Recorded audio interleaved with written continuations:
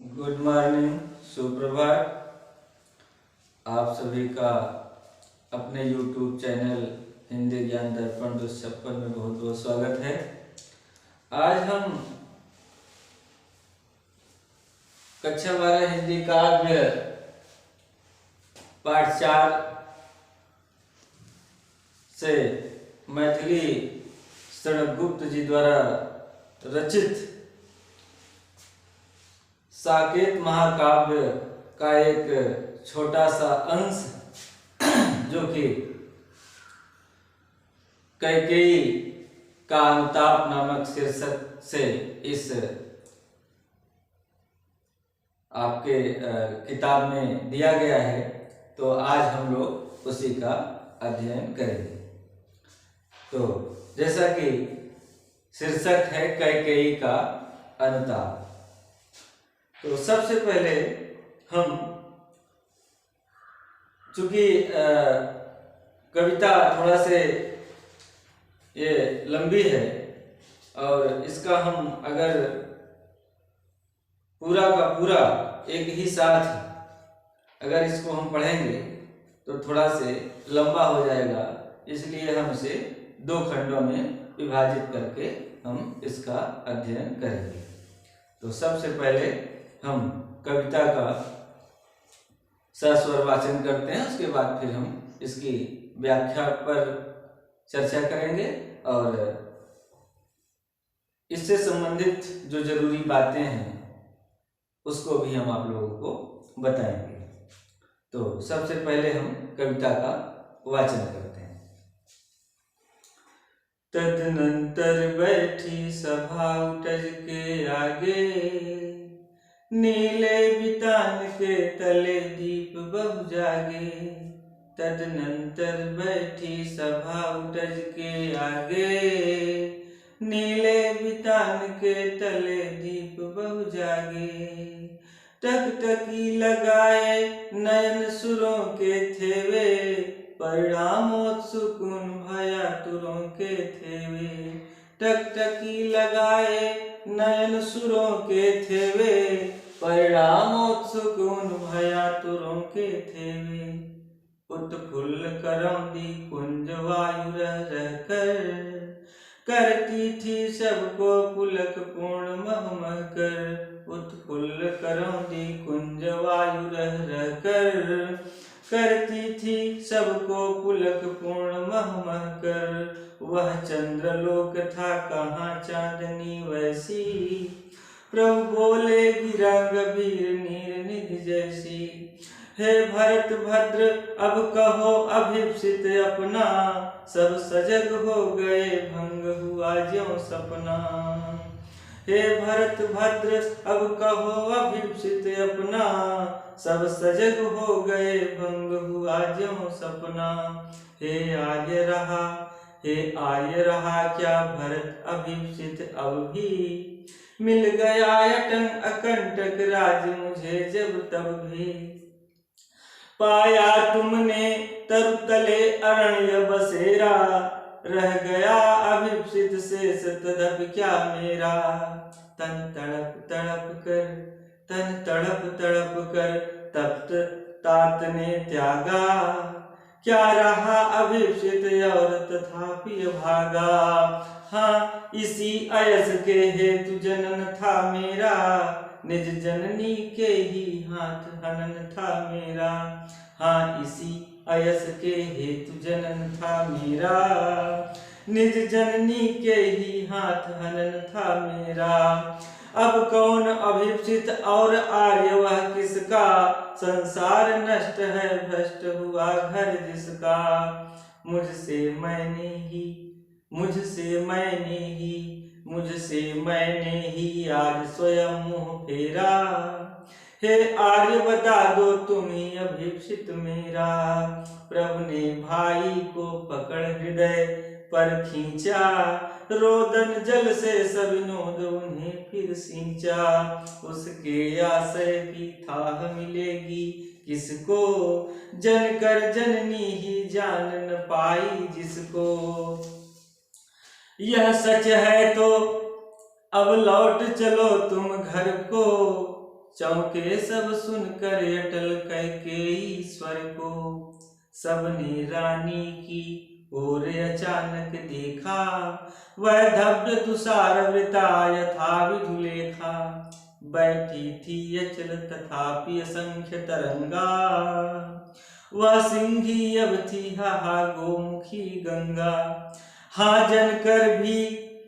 जनकर भी मैंने न भरत को जाना, सब सुन ले तुमने स्वयं अभी मैं माना।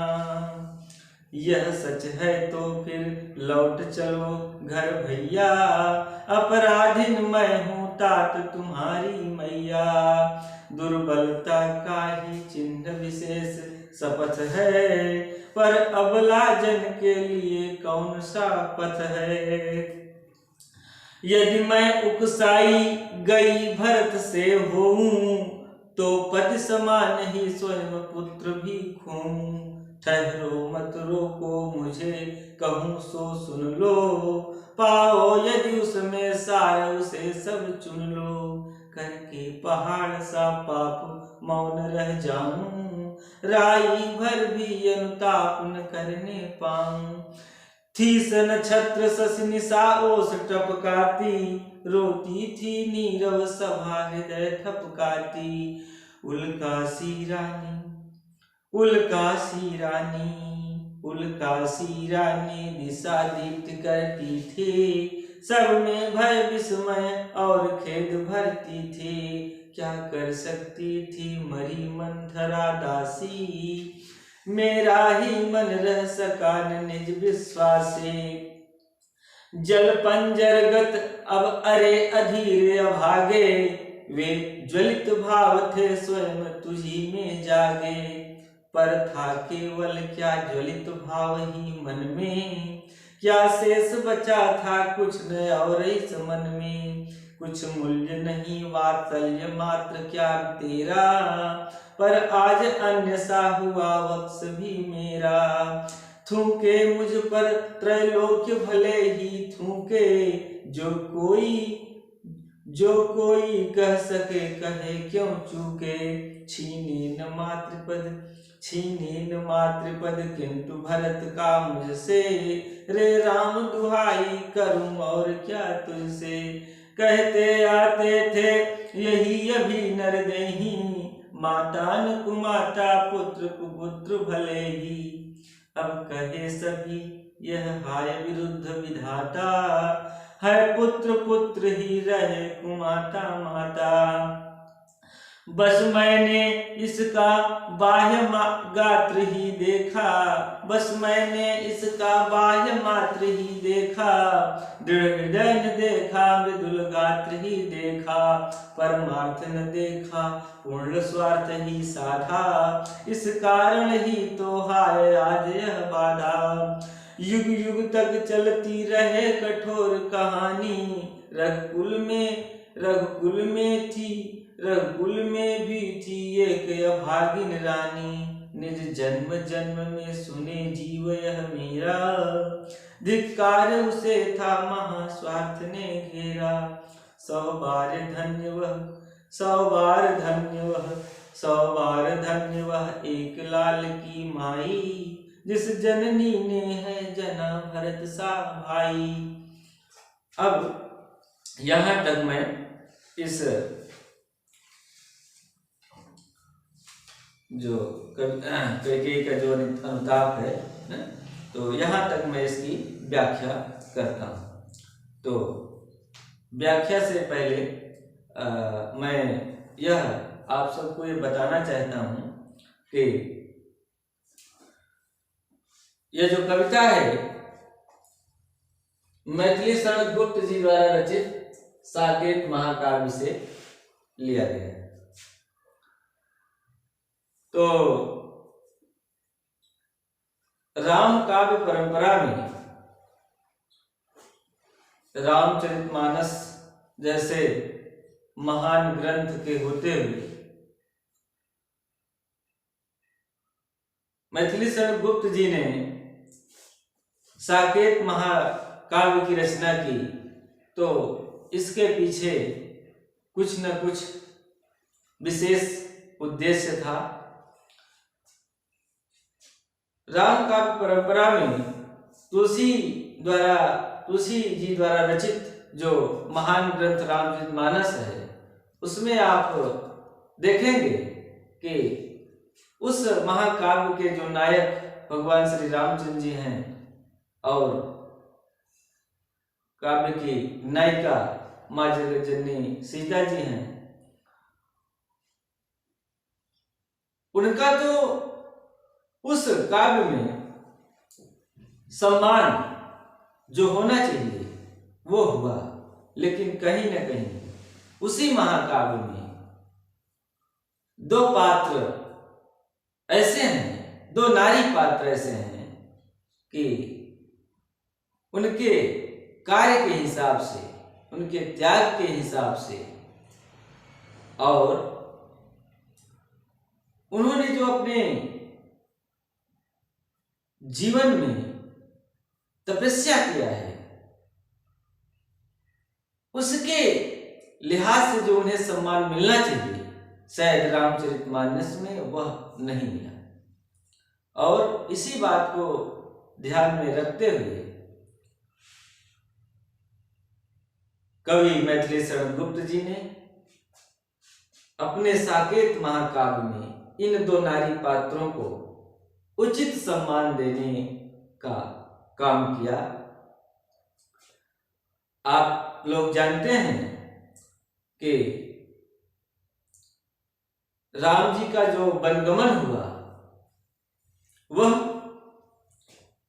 कैकेयी के दो वरदान मांगने से हुआ और जिसके कारण यह माना जाता है कि कैकेयी के वरदान मांगने के कारण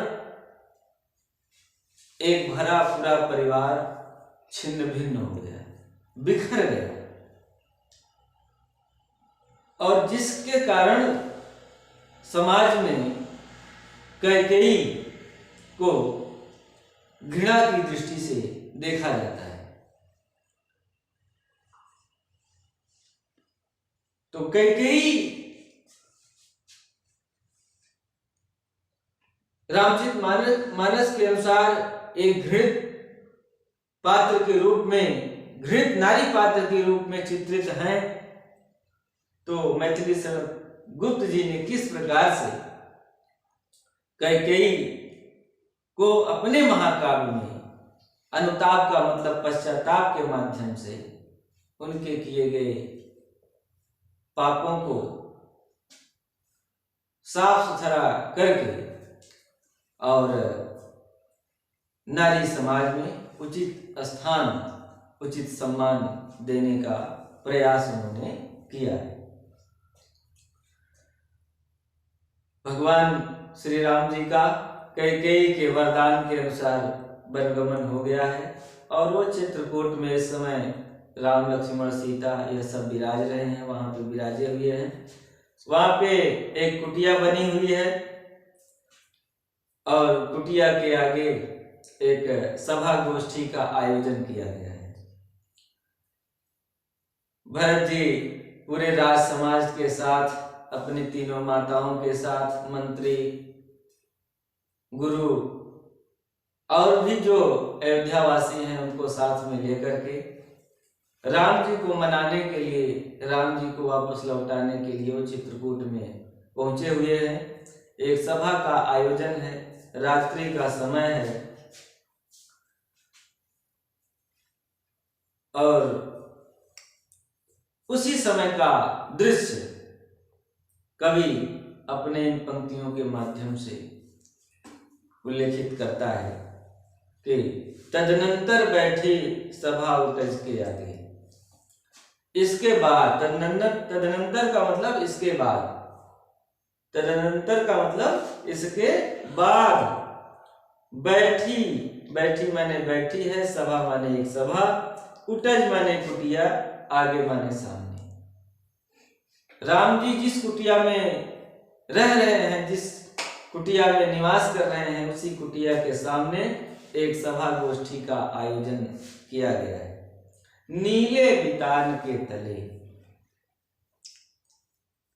कहाँ? नीले, नीले माने नीले, बितान माने तंबू, तंबू के तले, तले माने नीचे, आकाश रूपी नीले तंबू के नीचे, कुटिया के सामने आकाश रूपी नीले तंबू के नीचे एक सभा का आयोजन किया गया है और दीप बहु जागे, आकाश में तारे रूपी दीपक जल गए हैं, जलने लगे हैं, अर्थात कह सकते हैं कि आकाश में तारे टिमटिमा रहे हैं। कुल मिला के हम यह कह सकते हैं कि चांदनी रात्रि है, सुंदर चांदनी रात्रि है और उस चांदनी रात्रि में सभा का आयोजन किया गया है। टकटकी लगाए नयन सुरों के थेवे, टकटकी लगाए नयन सुरों के थेवे, परिणाम उत्सुक उन भयातुरों के थेवे। फिर कवि कहता है कि वो जो तारे हैं वे तारे नहीं हैं, बल्कि क्या हैं? वे देवताओं की आंखें हैं, वो देवताओं के नेत्र हैं जो टकटकी लगा करके उस सभा को देख रहे हैं। सभा में होने वाले निर्णय की प्रतीक्षा में है, परिणाम उत्सुक, उस सभा में जो निर्णय होने वाला है और जो निर्णय होगा, जो परिणाम आएगा, उसको जानने के लिए वो बड़े आतुर हैं और भय में भी हैं, डरे हुए भी हैं कि आखिर इस सभा में जो परिणाम आएगा वह कैसा होगा। तो परिणाम को सोच करके वो डरे हुए हैं। तो कहने का आशय यह है कि वो जो आकाश में तारे टिमटिमा रहे हैं वो देवताओं की आंखें हैं जो परिणाम जानने के लिए भय से आतुर हैं और उत्सुक भी हैं कि इस सभा में क्या निर्णय लिया जाएगा। उत्फुल्ल करौंदी कुंज वायु रह रहकर करती थी पुलक, करती थी सबको पुलक पूर्ण महमा कर। और क्या हो रहा है वहां पे?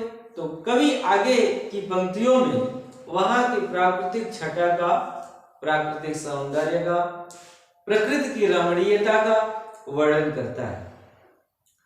कवि मैथिलीशरण गुप्त जी कहते हैं कि उत्फुल्ल करौंदी कुंज वायु रह रहकर, कुटिया के पास में ही करौंदे के वृक्षों का बगीचा है, करौंदे का बगीचा है जिसमें फूल लगे हुए हैं और उन फूलों से होकर के जो शीतल हवा आ रही है, जो ठंडी ठंडी हवा आ रही है, वह अपनी महक से, अपनी खुशबू से वहां पर बैठे लोगों को पुलकित कर रही है, प्रसन्नचित्त कर रही है, रोमांचित कर रही है। वह चंद्रलोक था कहां चांदनी वैसी, प्रभु बोले गिरा गंभीर निर्निधि जैसी। वह चंद्रलोक था। कवि कहता है कि वहां पे जो सभा का आयोजन है, वहां की जो प्राकृतिक खूबसूरती है, प्राकृतिक सुंदरता है, वह चंद्रलोक से भी कहीं बढ़ करके, तो ऐसा महसूस होता है, ऐसा प्रतीत होता है कि मानो वहां जो है चंद्रलोक सा, चंद्रलोक में जो सभा का आयोजन हो रहा हो वैसी ही सभा, चंद्रलोक के सदृश्य वहां पर सभा का आयोजन, वहां का सौंदर्य उपस्थित हो गया है। और ऐसे सुंदर वातावरण में भगवान श्री रामचंद्र जी बड़ी ही गंभीर वाणी में, समुद्र के समान गंभीर वाणी में बोलना शुरू करते हैं। और जब बोलना शुरू करते हैं तो उन्होंने क्या बोला, क्या कहा? हे भरत भद्र, अब कहो अभिप्सित अपना। हे भाई भरत, अभिप्सित का मतलब होता है इच्छा। अभिप्सित का मतलब इच्छा। हे भाई भरत, अब अपनी इच्छा बताओ। अभिप्सित।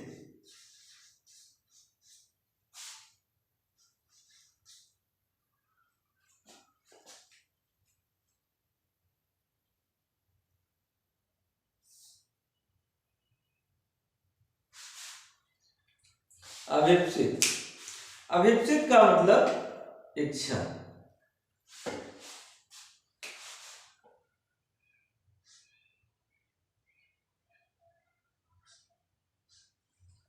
अभिप्सित, अभिप्सित का मतलब इच्छा। हे भाई भरत, अब अपनी आप इच्छा बताओ। तो जैसे ही यह बात राम जी ने कही तो सब सजग हो गए। क्या हुआ? सब सजग हो गए। कौन सजग हो गए? जो सभा में बैठे हुए लोग थे। भंग हुआ जो सपना। जैसे निद्रा में हो, नींद में हो और सपना देख रहे हो, निद्रा टूट जाए, सब सचेत हो जाएं, अरे ये तो मैं सपना देख रहा था। उसी प्रकार से जैसे ही राम जी ने बोलना शुरू किया, सारे लोग चैतन्य हो गए। जो ऊँघ रहे थे, जो निद्रा तंद्रा की अवस्था में थे, सब चैतन्य हो गए। हे आर्य, रहा क्या भरत अभिप्सित अभी? इसके बाद राम जी ने जब पूछा कि हे भरत बताओ क्या इच्छा है, तो भरत ने कहा कि ऐ आर्य, क्या भरत की इच्छा अब भी है? अरे मिल गया अकंटक राज्य उसे जब तभी, जब उसे बिना कांटे का, बिना किसी बाधा के निष्कंटक राज्य की प्राप्ति हो गई है, तो अब भैया आप ही बताइए कि मेरी और कौन सी इच्छा बाकी रहेगी? पाया तुमने तब तले अरण्य बसेरा। अरे आपको पेड़ों के नीचे जंगल में निवास की प्राप्ति हो गई। आप जंगल को चले आए, जंगल में रहने लगे, जंगल में आपका बसेरा हो गया और रह गया अभिप्सित शेष तदब क्या मेरा। तो अब आप ही बताइए कि इसके बाद भी मेरी और कोई इच्छा बाकी रह सकेगी? मेरी सारी इच्छा तो पूरी हो गई। तन तड़प तड़प कर, इसके आगे क्या कहते हैं कि तन तड़प तड़प कर तप्त तात ने त्यागा। अनुप्रास अलंकार। तन तड़प तड़प कर तप्त तात ने त्यागा, क्या रहा अभिप्सित और तथापि अभागा। पिता ने तड़प तड़प करके अपने प्राणों को त्याग दिया। पुत्र प्रेम में आपके लिए पिताजी ने तड़प तड़प करके अपने प्राणों की आहुति दे दी, अपने प्राणों को न्यौछावर कर दिया, त्याग दिया। क्या रहा अभिप्सित और तथा अभागा। तो इस अभागे की अभी और कोई इच्छा बाकी बची है? संसार नष्ट है, भ्रष्ट हुआ घर जिसका। अब कौन अभिप्सित और आर्य वह किसका? नहीं, हाँ इसी अयस के हेतु जनन था मेरा।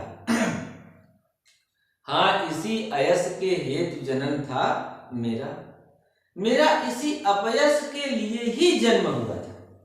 भरत जी कहते हैं कि हे भैया, इतना सब कुछ हो गया, अब बताइए मेरी कौन सी इच्छा शेष बची हुई रह सकती है न?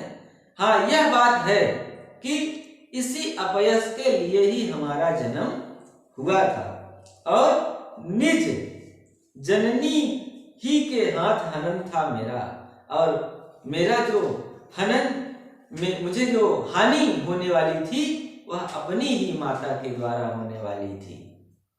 यही मेरे जीवन में होने वाला था।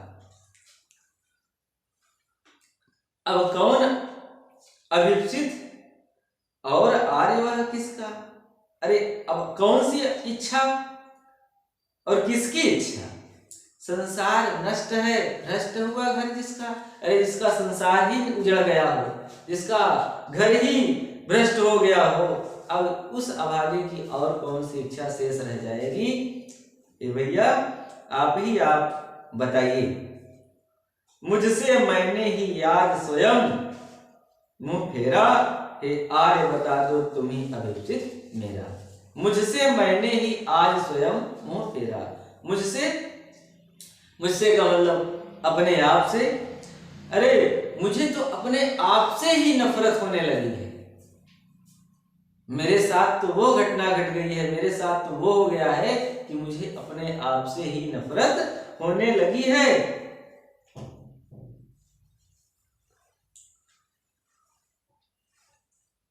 हे आर्य बता दो तुम ही अभिप्सित मेरा। अब हे भैया आप ही बता दो मेरी इच्छा की कौन सी मेरी इच्छा शेष बची हुई। प्रभु ने भाई को पकड़ हृदय पर खींचा। जब इतनी बात भरत जी ने कही राम जी से, तो राम ने अपने भाई भरत को हृदय से लगा लिया, अपने बाहों में भर लिया और फिर रोदन जल से सविनोद उन्हें फिर सींचा, और रोते हुए अपने आंसुओं के जल से उन्हें सिंचित करके उन्हें प्रफुल्लित कर दिया, उनके दुख को, उनकी पीड़ा को कम कर दिया।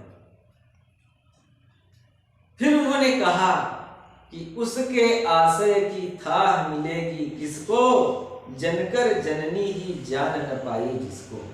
कहा कि उसके आशय, उसके मतलब की थाह या उसकी महानता की थाह किसको मिलेगी, जिसको जन्म देने वाली माँ ही जिसके विषय में सही तरीके से जान नहीं सकी, तो दूसरे लोग उसके महानता के विषय में, उसके महान आशय के विषय में कैसे जान सकते हैं। यह बात भगवान श्री रामचंद्र जी ने अपने भाई भरत के संबंध में कही कि माता ही जब जिसके विषय में नहीं जान सकी, तो दूसरे लोग उनके विषय में कैसे जान सकते हैं। यह सच है तो अब लौट चलो तुम घर को, चौके सब सुनकर अटल कैकेयी स्वर को। इसके बाद फिर कैकेयी ने बोलना शुरू किया। किसने बोलना शुरू किया? कैकेयी ने बोलना शुरू किया कि यह सच है तो अब लौट चलो तुम घर को। हे राम, अगर यह बात सही है कि जन्म देने वाली माता ही जब अपने पुत्र को सही तरीके से नहीं जान सकी, उसके अंदर के भावों को नहीं समझ सकी, उसकी सोच, उसकी विचारधारा को नहीं जान सकी, यह अगर बात सही है तो अब तुम घर को लौट चलो। चौके सब सुनकर अटल कैकेयी स्वर को। जब रानी कैकेयी ने इस प्रकार से बोलना शुरू किया, तो उस सभा में जितने भी लोग उपस्थित थे वह सब चौंक पड़े। गिरे, कैकेयी ने ऐसा कैसे कह दिया भाई? सबने रानी की ओर अचानक देखा, वैधव्य तुषार वृता यथावत विदु लेखा। अचानक सबने रानी की ओर देखा और उस सभा में रानी किस प्रकार से दिखाई पड़ रही है। आगे की पंक्तियों में कवि उसका उल्लेख करता है कि वैधव्य तुषार वृता, विधवा की स्थिति में, सफेद साड़ी में रानी कैकेयी तुषार आवृता, बर्फ से ढकी हुई, बर्फ से ढकी हुई, यथा विधुलेखा। यहां विधुलेखा के लिए हम कह सकते हैं कि चंद्रकिरण, विधुलेखा का मतलब चंद्र किरण होता है, लेकिन हम यह कह सकते हैं कि जिस प्रकार से सफेद साड़ी में सरस्वती दिखाई पड़ती हैं, तो उसी प्रकार से रानी सफेद कपड़े में, सफेद साड़ी में सरस्वती के समान प्रतीत हो रही, या चंद्र किरण के समान दिखाई पड़ रही।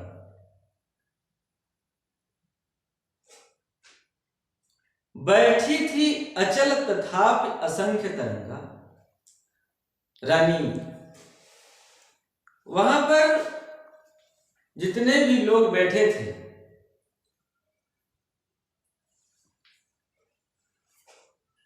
वो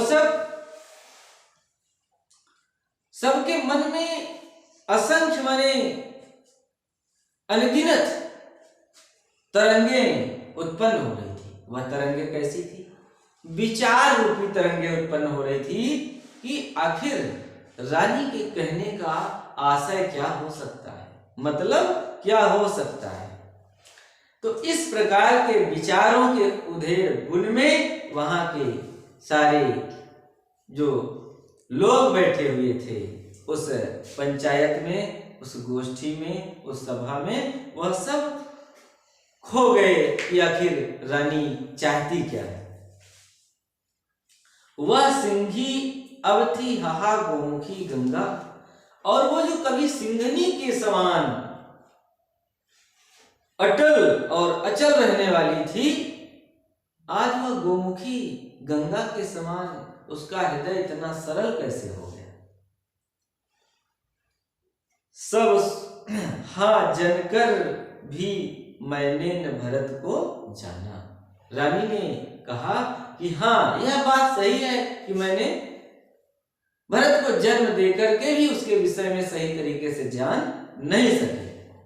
सब सुन ले, तुमने स्वयं अभी यह माना। ये बात सारे लोग सुन ले, और हे राम तुमने भी इस बात को अभी अभी मान लिए हो कि जन्म देने वाली माता ही भरत को नहीं समझ सकी।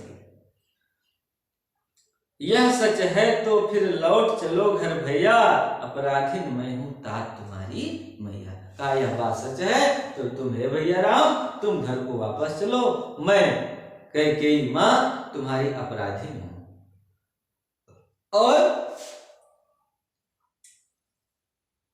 मैं तुम्हारी अपराधीन हूं, मैं मानती हूं, अपना अपराध मानती हूं, इसके लिए मैं क्षमा प्रार्थी हूं, क्षमा चाहती हूं, और तुम मुझे माफ कर दो और घर को लौट चलो।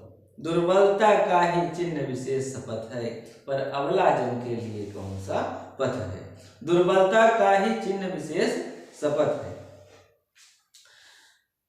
रानी कहती है कि मेरी जो कमजोरी है, अब मैं कौन सा कसम खाऊं कि मैं जो कह रही हूं वह सही है। नहीं, तो मेरी कमजोरी ही मेरा शपथ है, मेरा सौगंध है। इसी बात को ध्यान में रखते हुए आप और हम जैसे अबलाओं के लिए कोई दूसरा मार्ग भी नहीं है, तो इसलिए मैं दूसरा कोई सौगंध या दूसरे कोई कसम नहीं खा सकती हूं। मेरी दुर्बलता ही मेरी कमजोरी ही यह बयां कर रही है कि मैं पूरी तरीके से अपराधी हूं, और मैं आपसे माफी मांगती हूं, क्षमा चाहती हूं। फिर आगे की पंक्तियों में कवि कहता है कि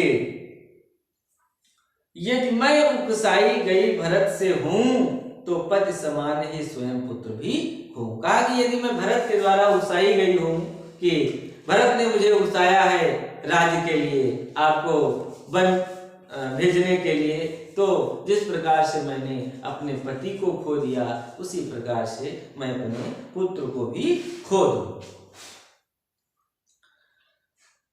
पाओ ठहरो ठहरो मत रोको, मुझे कहूँ सो सुन लो, पाओ यदि उसमें सार उसे सब चुन लो, करके पहाड़ सा पाप मौन रह जाऊं, राई भर भी अनुताप न करने पाऊं।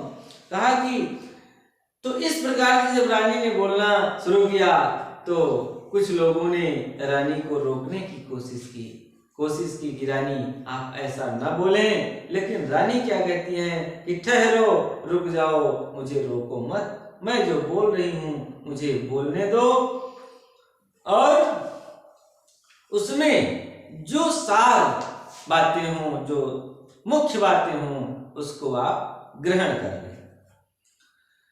करके पहाड़ सा पाप मौन रह जाऊं, मैंने पहाड़ सा भारी पाप किया है, पहाड़ के समान भारी पाप किया है, और पहाड़ के समान बड़ा पाप करके मैं मौन रह जाऊं, चुप रह जाऊं, और थोड़ा सी रत्ती भर भी, राई भर भी अगर हम उसके लिए पश्चाताप न करने पाऊं तो यह ठीक बात नहीं है। थी स नक्षत्र सस निशा ओस टपकाती। फिर कुछ पंक्तियों में कवि वहां की प्राकृतिक छटा का वर्णन करता है और कहते हैं कि थी स नक्षत्र सस निशा ओस टपकाती। रात्रि का समय है, चांदनी रात्रि है, और आकाश से ओस की बूंदें पड़ रही हैं, तो ऐसा प्रतीत होता है कि रोती थी नीरव सभा हृदय थपकाती, मानो प्रकृति रो रही, और रोते हुए उस शांत वातावरण में जो लोग, सभा में जो लोग उपस्थित थे, उनके हृदय को धीरज बढ़ा रही थी, धैर्य बढ़ा रही थी कि जो भी इस सभा में निर्णय होगा वह अच्छा ही होगा, या सभा में जो दुख था, जो सभा में वेदना थी, जो करुणा थी, प्रकृति भी उन लोगों का समर्थन करते हुए, उनके दुख में दुख की अनुभूति करते हुए प्रकृति भी मानो रो रही और उनको आश्वासन दे रही थी कि चिंता ना करें, हम भी आपके साथ हैं। उल्का सी रानी दिशा दीप्त करती थी, सब में भय विस्मय और खेद भरती थी। उल्का सी रानी, रानी उल्का, उल्का का मतलब होता है तारे का पिंड, टूटा हुआ तारा कह सकते हैं कि जैसे कोई टूटा हुआ तारा किसी दिशा से गुजरता है तो उस दिशा को प्रकाशित कर देता है, उसी प्रकार से रानी कैकेयी उल्का पिंड के समान उस वातावरण को प्रकाशित कर रही थी अपनी वाणी से। सब में भय विस्मय और खेद भरती थी। सब रानी की वाणी को सुनकर के, उनके वक्तव्यों को सुनकर के सारे लोग विस्मित हो रहे थे और सारे लोग दुखी भी हो रहे थे। क्या कर सकती थी मरी मंथरा दासी। रानी कहती है कि वो जो मंथरा थी, जो हमारी दासी थी, जिसके समझाने बुझाने पर मैंने यह कदम उठाया, तो उसमें उसका कोई दोष नहीं है। वो क्या कर सकती थी?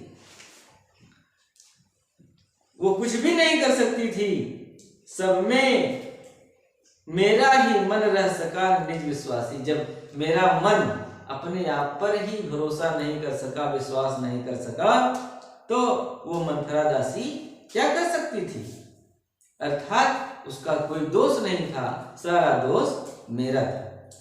जल पंजरगत अब अरे अधीर अभागे, वे ज्वलित भाव थे स्वयं तुझी में जागे। कहा कि अरे अधीर अधैर्यवान अभागे मेरे मन, इस मेरे शरीर में रहने वाले मेरे मन, तेरे अंदर क्या ज्वलित भाव ही जागृत हुए थे? क्या तेरे अंदर ईर्ष्या और नफरत के भाव ही पैदा हुए थे? पर था केवल क्या ज्वलित भाव ही मन में? कहा कि क्या ज्वलित भाव ही इस मन में था? क्या शेष बचा था कुछ न और इस मन में? क्या जलन नफरत ईर्ष्या के सिवाय इस मन में और कुछ भी नहीं था?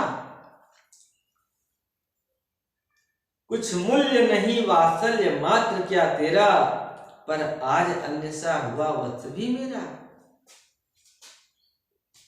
रानी कहती है कि हमारे उस वात्सल्य प्रेम का क्या हुआ? मैंने जो कुछ भी किया वह अपने पुत्र के लिए किया। तो मेरे अंदर अगर किसी के प्रति नफरत थी, किसी के प्रति जलन थी, तो साथ ही साथ मेरे मन में अपने पुत्र के प्रति प्रेम भी था। उसका क्या कोई मूल्य नहीं है। और जिस पुत्र के लिए मैंने इतना सब कुछ कर दिया, आज उसकी दशा क्या है? पर आज अन्य सा हुआ वत्स भी मेरा, वो जो मेरा पुत्र है वह दीनहीन हो गया है, वह असहाय हो गया है, और मेरे वात्सल्य प्रेम का कोई मूल्य मुझे प्राप्त नहीं हुआ। थूके मुझ पर त्रैलोक्य भले ही थूके। कहा कि संसार मुझ पर थूके, संसार मुझको जो कहना है मुझे कहे, मुझे इसकी कोई चिंता नहीं है। जिसको जो कहना है बिना चूक के वह हमको कहे। लेकिन मैं एक निवेदन, एक विनती करती हूं, छीने न मात्र पद किंतु भरत का मुझसे, रे राम दुहाई करूं और क्या तुझसे। लेकिन जो मेरा माता का पद है वह मेरा बना रहे, भरत से मेरा माता का पद वो न छीने।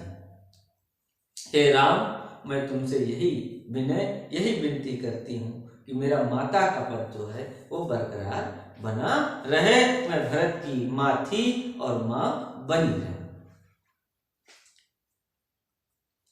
कहते आते थे यही अभी नरदेही, माता न कुमाता पुत्र कुपुत्र भले ही। अब तक संसारिक लोग यह कहते थे कि माता कुमाता, माता न कुमाता, माता कुमाता नहीं हो सकती, पुत्र कुपुत्र भले ही, पुत्र भले ही कुपुत्र हो सकता है, लेकिन माता कभी कुमाता नहीं हो सकती है। अभी तक संसार में जो भी लोग थे यह बात कहते थे, लेकिन अब कहें सभी यह हाय विरुद्ध विधाता। तो विधाता ने जो एक नियम बना रखा था कि माता कुमाता हो सकती, माता कुमाता नहीं हो सकती, पुत्र कुपुत्र हो सकता है, उस नियम के विरुद्ध अब एक कहावत चलेगी कि है पुत्र पुत्र ही रहे कुमाता माता, पुत्र पुत्र ही रहेगा लेकिन माता कुमाता हो सकती है। बस मैंने इसका बाह्य मात्र ही देखा, दृढ़ हृदय ने देखा, मृदुल गात्र ही देखा। मैंने इस भरत का बाह्य मात्र ही, बाहरी आवरण ही देखा, इसका कोमल शरीर ही देखा, लेकिन इस कोमल शरीर के आवरण में जो कठोर हृदय था उसको मैंने नहीं देख पाया। परमार्थ न देखा पूर्ण स्वार्थ ही साधा, इस कारण ही तो हाय आज यह बाधा। परमार्थ न देखा पूर्ण स्वार्थ ही साधा। मैंने अपने जीवन में परमार्थ पर विचार नहीं किया, दूसरों की भलाई के विषय में नहीं सोचा, अपने स्वार्थ की साधना की, अपने स्वार्थ के लिए ही सब कुछ किया जो मुझे नहीं करना चाहिए। इसी कारण ही तो आज मुझे इस संसार में जो है घृणा की दृष्टि से देखा जा रहा है। युग युग तक चलती रहे कठोर कहानी, रघुकुल में भी थी एक अभागिन रानी। अब यह कहानी, कठोर कहानी युगों युगों तक चलती रहेगी कि रघुकुल में, रघु के खानदान में भी एक अभागिनी रानी थी, जिसने अपने कुकृत्यों से भरे पूरे परिवार को नष्ट भ्रष्ट कर दिया, छिन्न भिन्न कर दिया। निज जन्म जन्म में सुने जीव यह मेरा, धिक्कार उसे था महास्वार्थ ने घेरा। निज जन्म जन्म में सुने जीव यह मेरा, कवि कहता है कि धिक्कार है, रानी कहती है कि धिक्कार है उस रानी को जो रघु खानदान में आकर के अपने स्वार्थ के चक्कर में परिवार को छिन्न भिन्न कर दिया। 100 बार धन्य वह एक लाल की माई, जिस जननी ने है जना भरोसा भाई। इसके बाद भगवान श्री रामचंद्र जी बोलते हैं कि 100 बार धन्य वह एक लाल की माई, वह एक पुत्र को जन्म देने वाली माँ धन्य है, जिसने भरत से पुत्र को जन्म दिया है। भरत जैसे एक पुत्र को जन्म देने वाली माँ, वह 100 बार धन्य है। उसका 100 बार धन्यवाद करना चाहिए, क्योंकि भरत जैसे पुत्र को जन्म देने वाली माँ कभी वो कुमाता नहीं हो सकती है, उसके अंदर किसी प्रकार के दुर्गुण नहीं हो सकते हैं। तो इसी प्रकार से यह जहां तक बताया गया था वहां तक हमने इस कविता की व्याख्या कर दी। अब इसके बाद अगले टर्म पर हम आगे की व्याख्या करेंगे।